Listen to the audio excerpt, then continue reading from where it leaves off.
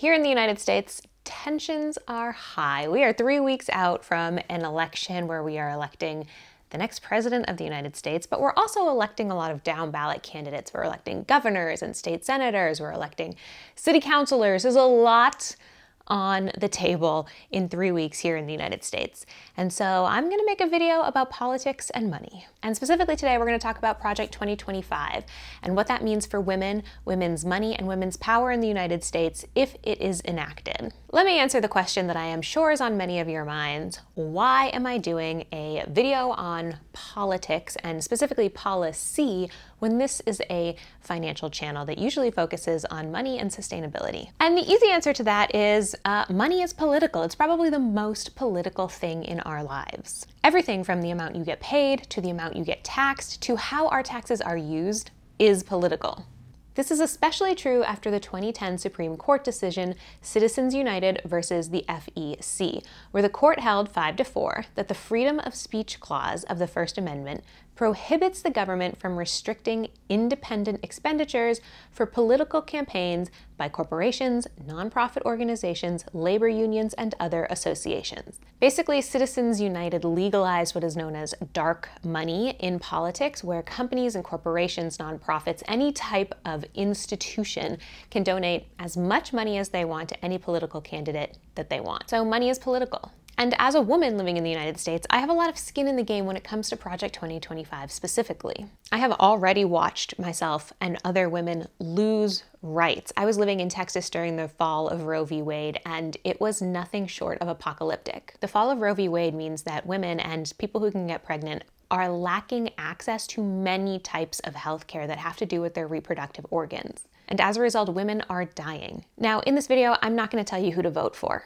but I think it is quite literally life and death levels of importance that we understand what each party will enact as policy if elected. Project 2025 was designed for a Trump presidency. It is a conservative policy game plan, and it is a systemic dismantling of American democracy as we know it. And that is not me editorializing, that is not my opinion. That is literally in Project 2025, which is a 922-page document that conservatives have published. And in fact, I actually think it's really important that I say here at the top that throughout this video, I'm going to say a lot of things that sound dramatic or sound over the top, and I need you to understand that that is not me inserting my opinion or my worldview. I am quite literally going to be quoting from Project 2025 throughout this entire video. These are their words, not mine. Before we go any further, I am talking more about Project 2025 in my Patreon this week, and I encourage you to become a member of the Patreon. You can join totally for free, or you can become a paying member, which helps support the type of content that we put out here. And just transparently, I want to say that it is a little nerve-wracking and a little bit difficult to make content like this, especially on my business page. But I think about all of the privileges and all of the ease that I have in my life, and I think, you know what, girly pop, the literal least you can do is educate people that are in your peer group or that are watching your channel, that have given you the gift of their attention online, about some of the intricacies of these things that seem overwhelming. So while I am a little scared to put out this video, I do think it's important, I stand by it, and I hope that you learn something from it. And if you want to talk more about Project 2025, please come join us on Patreon. So what is Project 2025? In 2022, the Heritage Foundation, a conservative-leaning think tank, and 140 former Trump staffers put together Project 2025, a roadmap for how to replace the rule of law with right-wing ideas. Project 2025 is the conservatives' dream of what America should look like. It is the ideal government situation for conservatives. Project 2025 is a proposed presidential transition project that is composed of 4 pillars: a policy guide for the next presidential administration, a LinkedIn-style database of personnel who could serve in the next administration, training for that pool of candidates dubbed the Presidential Administration Academy, and a playbook of actions to be taken within the first 180 days of the next president in office. Project 2025 is led by 2 former Trump administration officials, Paul Dans, who was Chief of Staff at the Office of Personnel Management and serves as director of the project, and Spencer Creation, former special assistant to Trump and now the project's associate director. So let's back it up for a minute here and talk about where Project 2025 comes from. It comes from the Heritage Foundation, which is a long-standing conservative think tank. In their words, Heritage's mission is to formulate and promote public policies based on the principles of free enterprise, limited government, individual freedom, traditional American values, and a strong national defense. Their goals are empowering parents in education, reversing growing spending and inflation, and protecting the unborn, to securing America's borders, countering the threat of communist China, holding big tech accountable, and ensuring free and fair elections. And one of the things that the Heritage Foundation has been working on for the past several decades, but specifically the last 3 years, is Project 2025. It is a 922-page document, and you can download this for free and read it on your own, and that's exactly what I did in preparation for this video. Project 2025 outlines the exact plans to restructure the entire federal government. Now, did Project 2025 just pop up out of nowhere? Why is this such a big thing in this election? By their own admission, the Heritage Foundation has been working on Project 2025 since the late 1970s, with the first mandate for leadership being given from the Heritage Foundation to then President Ronald Reagan. In the winter of 1980, the fledgling Heritage Foundation handed to President-elect Ronald Reagan the inaugural Mandate for Leadership. This collective work by conservative thought leaders and former government hands, most of whom were not part of Heritage, set out policy prescriptions, agency by agency, for the incoming president. The book literally put the conservative movement and Reagan on the same page, and the revolution that followed might never have been, save for this band of committed and volunteer activists. With this volume, we have gone back to the future and then some. So again, by their own words, this is a playbook to go agency by agency through the federal government and to change it, largely, as we'll see soon, to dismantle and delete a lot of the protections, regulations, and agencies that we currently have. This is because, in the eyes of the Heritage Foundation, the current iteration of the American government is too accepting. There are too many laws, regulations, government bodies that are out to protect too many types of people and too many things, including, I might add, things like land, like national parks. Before we dive into the exact wording in Project 2025 and what that means for women, their money, and their rights, I need to explain something to you. And again, this is not me editorializing. This is, again, just out of the mouths of conservatives. A key part of the current conservative mindset in the United States is a victim mindset. Conservatives see themselves and their lifestyle as under attack. 44 years ago, the United States and the conservative movement were in dire straits. Both had been betrayed by the Washington establishment and were uncertain whom to trust. Both were internally splintered and strategically adrift. Worst still, at that moment of acute vulnerability and division, we found ourselves besieged by existential adversaries, foreign and domestic.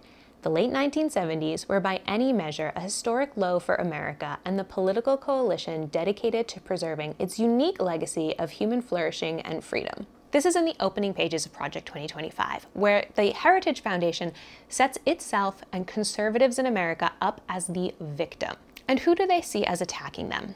They lay it out explicitly: gay people, brown people, immigrants of all kinds, women who have access to their own bodies. And these attacks are really just these people existing and living differently than how the Heritage Foundation wants them to live. And so in response, conservatives have decided that the only way that they can protect themselves and their way of life is to legislate other people out of existence, which is why Project 2025 exists. Project 2025 is incredibly thorough. I have to give it to the authors of this document. They sat down and they went line by line by line through the way the American government currently operates and said, here's what we'd like to do differently. It is a plan to dismantle federal regulations and protections, to reorganize the federal government, and to completely restructure agencies within the government. Agencies like the Department of Homeland Security, the National Weather Service, and National Marine Fisheries Service, or the Consumer Financial Protection Bureau. Things like Medicare and Medicaid, Project 2025 wants them all gone. Project 2025 wants to not only eliminate a lot of the current federal government, it also wants to reallocate power within our three branches of government. Quick 6th grade history lesson for anyone watching. The executive branch is led by the president, the legislative branch is led by Congress, and the judicial branch is led by the Supreme Court. Project 2025 explicitly wants the president to control the executive branch of the government the way a dictator or a king would. It is centered on an interpretation of the unitary executive theory, which says the entire executive branch is under the complete control of the president. The president would be able to act alone on major policy issues, and while in power and after serving, would be protected from any legal repercussions from the decisions they made while in office. That is a dictatorship. Again, that is not me editorializing. That is not my opinion. That is the literal definition of a dictatorship. Being able to rule with supreme power and to be protected from any of the ramifications of the decisions you made while in office. Project 2025 leans heavily into giving more power into the executive branch while weakening the power of the legislative branch. So now that we understand what Project 2025 is and where it came from, how would it impact women? Well, the document, like I said, is 922 pages and it goes through every single branch of the United States government. So there's a lot to cover in that, and we're not going to talk about the entire project. I've pulled out the parts that I think are the most important for women in the United States to understand. And put very simply, Project 2025 stigmatizes single women, single parents. It stigmatizes people who would need abortion or reproductive health care. It makes cuts to currently existing social programs for parents. It incentivizes marriage, but only straight marriage. And it removes workplace protections for women. Let's start with Title X, which has been crucial to American families for a long time. The Title X Family Planning Program is a federal grant program created to provide comprehensive and confidential family planning services and preventative health services. Title X was first enacted in 1970 as a bipartisan bill designed to address worsening maternal and child health outcomes and related significant public health and economic implications, including a lack of access to care for people with low incomes. Since its creation, the Title X program has helped build and support a network of family planning clinics that deliver evidence-based reproductive and sexual health care services to millions of individuals every year. In 2022, Title X funding supported 4,126 clinics and funded almost 4.1 million visits. With Title X funding, providers were able to serve 2.6 million family planning patients in 2022. So TLDR, Title X funding is to help predominantly women and low-income families access healthcare services. In a country that does not have universal healthcare, this is a hugely important part of funding out of the federal government, and it's something that Project 2025 wants to eliminate completely.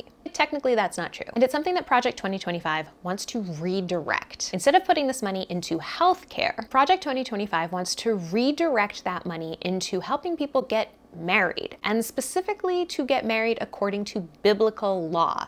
That means between a man and a woman with the intent to procreate. Obviously, taking current healthcare funding away from low-income women will negatively impact these women. We are talking about millions of families and individuals that will no longer have access to healthcare. They will not be able to get things like preventative cancer screenings. They will not be able to get treatment for any kind of STI. They will not be able to get preventative things like mammograms. Also on the healthcare front, Project 2025 wants to make the National Institute of Health, the NIH, less independent and stop funding research on things like embryonic stem cells or using quotas to promote equal participation by women in healthcare. Changing or eliminating funding to the NIH means less scientific studies being done. And this is something that doesn't just affect women. It means that the United States would continue its decline behind its peer nations when it comes to scientific rigor and to being a leading voice on creating new medicines, creating new vaccines, creating new scientific studies that push humanity forward. And also, cutting this funding, they want to cut programs that help women enter the medical and scientific field. So we would see fewer women in medicine. Like I mentioned earlier, Project 2025 seeks to completely eliminate Medicare and Medicaid. According to the American College of Obstetricians and Gynecologists, more than 16 million women of reproductive age are covered by the Medicaid program. Medicaid is the single largest payer of maternity care in the United States, covering more than 40% of U.S. births and playing a critical role in ensuring healthy moms and babies. Just to be clear here, Project 2025 wants to completely eliminate the health care plan in the United States that covers a full 40% of US births. I just want to take a pause here and let that sink in. Again, I am not editorializing. I am not like ramping up the crazy. These are their own words. These are their own goals. Cutting Medicaid and Medicare means that more women will die. That's what it means. It means that we will strip women of health care and they will die. Particularly, they will die while giving birth. Project 2025 also wants to officially ban all abortion. They want to outlaw it completely as a federal law. As we are already seeing, this will cause more women and people who can get pregnant to die. Since the fall of Roe v. Wade, there are 13 states where abortions are completely banned. And in many of these states, healthcare providers can be prosecuted for providing reproductive care to their clients. And a particularly tragic story of the way that this negatively impacts women is the story of Amber Nicole Thurman, a woman who died in Georgia after being denied care by doctors. Amber needed a medical procedure to clear dead tissue from her uterus, a procedure called a dilation and curtilage, or a D&C. It is legally classified as an abortion, and under then Georgia law, any doctor who violated the abortion ban could be prosecuted and face up to a decade in prison. Amber was denied treatment for over 20 hours by doctors because they did not want to perform a then illegal procedure. They did not want to be prosecuted. And as a result of this delay in treatment, Amber died. A nationwide abortion ban will lead to more entirely preventable deaths like Amber's. Additionally, Project 2025 also seeks to eliminate coverage of emergency contraception and to use the Comstock Act to prosecute those who send and receive contraceptives and abortion pills via the mail. The Comstock Act commonly refers to a set of 2 laws that are officially codified as 18 U.S.C. 1461 and 1462, with the United States Postal Service charged with its enforcement. They are considered to be anti-obscenity laws as opposed to anti-abortion laws, because abortion is not defined in the text itself. The first law, from 1873, bans the interstate mailing and receiving of mail that is obscene, lewd, or lascivious writings, as well as any article or thing designed or intended for the prevention of conception or procuring an abortion. Anyone who violates the law as a first-time offender faces up to 5 years in prison, with a maximum sentence of up to 10 years for a second-time offender. Congress enacted a similar law in 1909, banning the use of an express company or common carrier to mail any drug, medicine, article, or thing designed, adapted, or intended for preventing conception or producing abortion, or for any indecent or immoral use. So, to clarify, literally anyone who orders abortion pills via the mail could be penalized with up to 10 years in jail. Project 2025 also calls for mass data collection on abortions using, quote, every available tool, including the cutting of funds, to ensure that every state reports exactly how many abortions take place within its borders, at what gestational age of the child, for what reason, the mother's state of residence, and by what method. Just going back, I have to almost laugh at this point because remember going back to the Heritage Foundation's intended purpose, like why the Heritage Foundation even exists? They say in their mission statement that they are for limited government. For an organization in its mission statement to say that it is for limited government and then to propose federal policy that tracks women's reproductive systems and actions down to their state of residence, down to what methods of reproductive health care they're getting, down to what gestational age the fetus is, that is not limited government. That is the government taking up residence in your womb. Project 2025 is an absolute nightmare for women's health care. Project 2025 also wants to criminalize pornography. It wants to remove legal protections against discrimination based on sexual orientation and gender identity. It wants to completely eliminate diversity, equity, and inclusion programs and affirmative action. And it wants the Department of Justice to prosecute anti-white racism.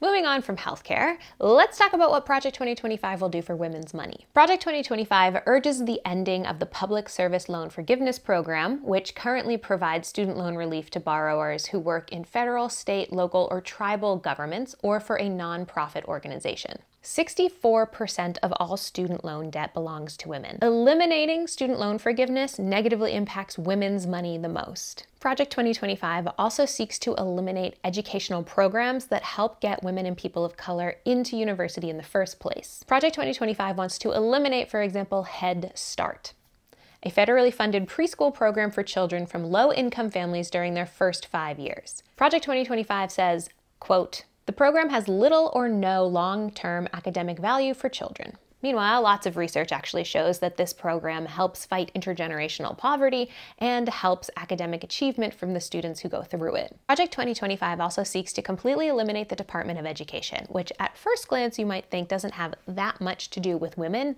but it actually does. 77% of teachers in the United States are women. Eliminating the Department of Education is going to eliminate women's jobs. Now, I want to be clear, Project 2025 doesn't want to eliminate education in general. They just don't think that the federal government should be managing it. Here's their take on how education should be handled in the United States. Federal education policy should be limited, and ultimately, the federal Department of Education should be eliminated. When power is exercised, it should empower students and families, not government. In our pluralistic society, families and students should be free to choose from a diverse set of school options and learning environments that best fit their needs. Our post-secondary institutions should also reflect such diversity, with room for not only traditional liberal arts colleges and research universities, but also faith-based institutions, career schools, military academy, and lifelong learning programs. Elementary and secondary education policy should follow the path outlined by Milton Friedman in 1955, wherein education is publicly funded, but education decisions are made by family. Ultimately, every parent should have the option to direct his or her child's share of education funding through an education savings account, ESA, funded overwhelmingly by state and local taxpayers, which would empower parents to choose a set of education options that meet their child's unique needs. This is school choice on steroids. This is explicitly saying that parents should have more control over their children's education than anything else. An idea that on its face sounds fine, but really opens the door for a Christian nationalist public education policy. This is not so subtly saying they want to eliminate the diversity that currently exists in education and replace it with, in their own words, faith-based institutions. This would again negatively impact women by not only removing jobs, but removing protections for women in educational workplaces. The next chapter of women's rights that are under attack here are for LGBTQIA women. Again, let's go to Project 2025 to read in their own words what they think of protections for queer people in the United States. The next conservative president must make the institutions of American civil society hard targets for woke culture warriors.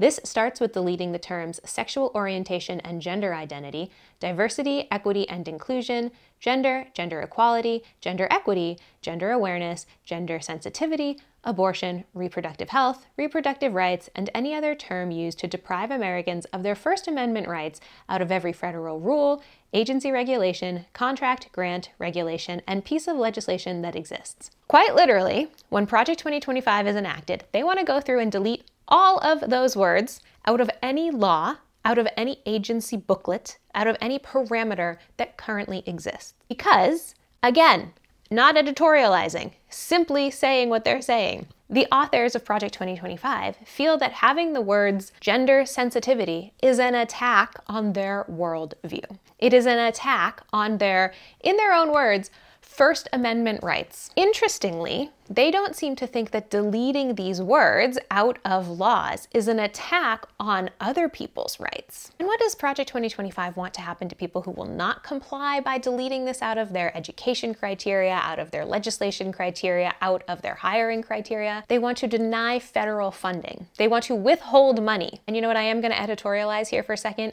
That's bananas. I'm sorry, that's so bananas. Now, I'm done editorializing. I'm sorry that one got me there a little bit because it's a little bit hard to comprehend. Let's talk about family planning under Project 2025 and what that means for women. Project 2025 has a heavy emphasis on heterosexual marriage, and it really wants to eliminate any other type of relationship. Project 2025 wants to introduce something called the Healthy Marriage and Relationship Education Program. The HMRE program is part of the ACF Office of Family Assistance, and the following policies should be implemented. 1. Utilize HMRE funding or grants to provide state-level high school education resources and curriculum on healthy marriages, sexual risk avoidance, and healthy relationships. Allow child welfare funding to be used for marriage and relationship education. Provide educational information on healthy marriage and relationships at Title X family planning clinics. What this means is that Project 2025 wants to take and rearrange the current federal funding for sexual education, for reproductive education, and for relationship education. So instead of teaching kids, hey, here's how a condom works, or here's how birth control pills work, they would teach kids, hey, in order to be happy and fulfilled, you should get married. That's what they want. That is explicitly what they want. The authors of Project 2025 believe that the only correct relationship to be in is a straight married relationship. Any type of relationship outside of that is incorrect, immoral, and dangerous. And they believe that instead of teaching kids, here's what gonorrhea looks like and here's how gonorrhea is transferred, that they should teach people, particularly children, to be abstinent and to only have sex in marriage with one person forever. That's the type of sexual and reproductive education that Project 2025 thinks the government should fund. Anything else outside of that should not be funded by the government. And when I say that there's an intense emphasis on marriage, obviously they want to use funding for that, but they also have written into this document things that I think are very, very extreme. For example, there's this line: there is no government program that can replace the hole in a child's soul cut out by the absence of a father. Which is a really dangerous thing to say, because what if your father is Jeffrey Dahmer? What if your father is sexually abusing you? What if your father is physically abusing your mom? Project 2025 doesn't care. They allow for zero nuance in relationships, which, listen, outside of politics, outside of religion, we just have to accept the fact that humans are complicated beings, okay? And that humans change over time, and that you could be non-abusive one year and abusive the next. And vice versa, of course, you can go from being abusive to not being abusive. But to say that we need to federally regulate relationships to the point where it needs to be one man, one woman, and that they need to stay together to raise children, despite the fact that there may be abuse of all types in this relationship, and that we need to put that into federal law. It's a very extreme position. I'm trying so hard not to insert my opinion on this. It's a very, very extreme and a very, very dangerous position. Okay, I'm going to begin to wrap it up here, because even though there is actually quite a bit more about how Project 2025 would impact women, we're already going kind of long here. Project 2025 would make it very difficult for more women to access healthcare, period. It's going to be much more difficult for women to simply get to a doctor. And it is going to eliminate the types of healthcare that women can access at said doctor. There will be no reproductive healthcare access outside of, have you considered getting married to a man? There will be no abortions, there will be no birth control pills, there will be no D&Cs, there will be no abortion care. Women's economic opportunities in the professional realm will suffer, as funding and programs that exist to help women get into fields where they have been historically denied access will be eliminated. Things like overtime pay are even on the chopping block here in Project 2025, and women will be denied access to education as we cut things like Title IX and Title X funding. Access to adoption will become harder, and programs that help impoverished children will be eliminated. So if you're watching this video and you're thinking, hey, this sounds bad, what is it that you can do? Well, that's a really good question, and I have a couple of tips for you, a couple pieces of advice. I want to acknowledge at the top that we live in a very flawed system, and that it is sometimes quite difficult as an individual to feel that you have an impact. But I want to encourage you so deeply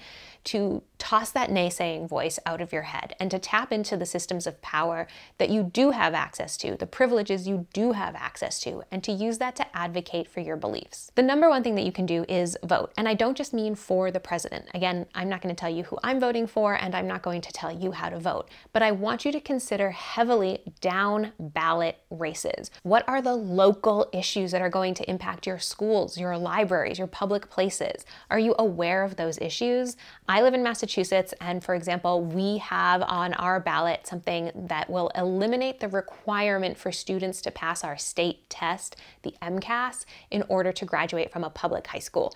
That's a really important issue that's on my ballot. So I encourage you to go find out what are the other issues on your ballot. Don't let the back and forth and the kind of nonstop political advertising and fighting about the president turn you off from using your vote on these other very, very important races. I also encourage you to have conversations with the people around you.